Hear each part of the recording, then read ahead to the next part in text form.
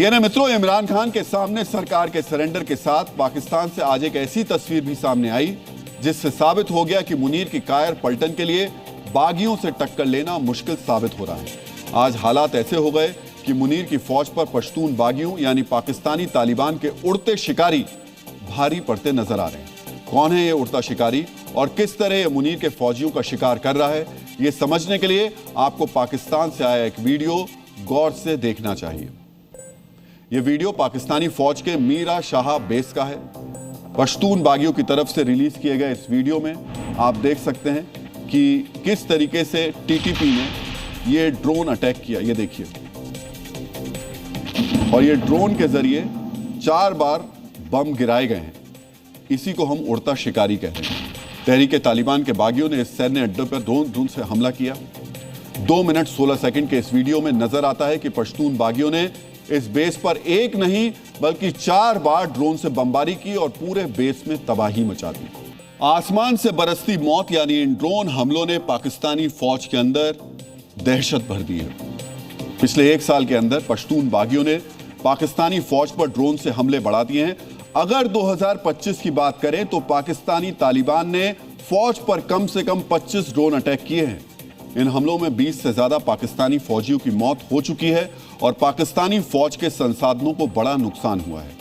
आज से टीटीपी ही नहीं बल्कि बलोच बागी और लश्कर-ए इस्लाम जैसे गुट भी पाकिस्तानी फौज के खिलाफ लगातार ड्रोन हमले कर रहे हैं। हो सकता है कि आपके अंदर यह सवाल उठ रहा हो कि आखिर इन बागियों के पास ड्रोन कहां से आ रहे हैं। अब हम आपको इसी सवाल का जवाब देने जा रहे हैं। चाहे पश्तून हो या फिर बलोच बागी, इन सभी के पास ड्रोन पहुंचने के 3 मुख्य रास्ते हैं। ये बागी मेड इन चाइना ड्रोन इस्तेमाल करते हैं जो सस्ते होते हैं और तस्करी के जरिए इन तक पहुंचते हैं। दूसरा रास्ता है अफगानिस्तान, जहां अमेरिकी सेना द्वारा पीछे छोड़े गए छोटे ड्रोन्स को ये खरीदते हैं और उन्हें बम गिराने के लायक बना देते हैं। अरब देशों में बैठे समर्थक और फाइनेंसर्स भी फर्जी कंपनियों के जरिए ड्रोन्स का ऑर्डर देते हैं जो पाकिस्तान पहुंचने पर ये ड्रोन इन बागियों तक पहुंचा दिए जाते हैं। मुनीर के सामने सिर्फ पाकिस्तानी तालिबान ही नहीं बल्कि अफगान तालिबान भी बड़ी चुनौती बनता जा रहा है, क्योंकि पाकिस्तान और अफगान तालिबान के बीच दोबारा टकराव की आशंका बढ़ रही है। पाकिस्तान और अफगान तालिबान के बीच शांति वार्ता एक बार फिर बेनतीजा खत्म हो गई। सऊदी अरब की मध्यस्थता में हुई इस बातचीत में दोनों पक्ष अपनी शर्तों पर अड़े रहे, जिसकी वजह से युद्ध विराम का समझौता तय नहीं हो पाया। इससे पहले तुर्की और कतर की मध्यस्थता में की गई बैठकों का भी कोई नतीजा नहीं निकला।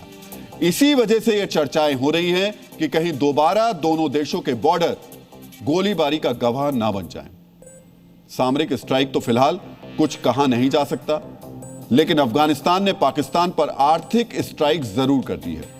डीएनए मित्रों, अफगान तालिबान ने इस बार पाकिस्तानी आलू पर चोट की है। पाकिस्तानी आलू और उसके व्यापार की कमर कैसे टूटी है, यह भी आपको ध्यान से देखना और समझना चाहिए। अफगानिस्तान ने पाकिस्तान के साथ बॉर्डर ट्रेड को बंद कर दिया, जिसकी वजह से अफगानिस्तान और उसके जरिए मध्य एशियाई देशों तक पाकिस्तानी आलू की सप्लाई बंद हो गई।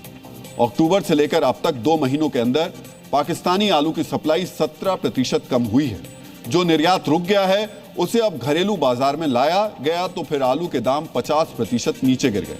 अफगानिस्तान के इस कदम से पाकिस्तान की अर्थव्यवस्था और आलू किसान दोनों ही करहा रहे हैं। 48 घंटे पहले अफगानिस्तान के वरिष्ठ मंत्री मुल्ला गनी मुजाहिद ने कहा था कि पाकिस्तान यह समझ ले कि उसका मुकाबला कमजोर लोगों से नहीं है। पाकिस्तानी आलू पर स्ट्राइक करके तालिबान ने यह बता दिया कि मुनीर और शहबाज से 2-2 हाथ करने के लिए उसे सिर्फ बंदूक और तोपों की जरूरत नहीं है। वो पाकिस्तान के हर उस क्षेत्र पर चोट करेंगे जिसे पाकिस्तान की दुखती नब्ज कहा जाता है। ऐसी ही एक नब्ज है पाकिस्तानी अर्थव्यवस्था, जो तालिबान 2 महीने के प्रतिबंध से ही छटपटाने लगा है।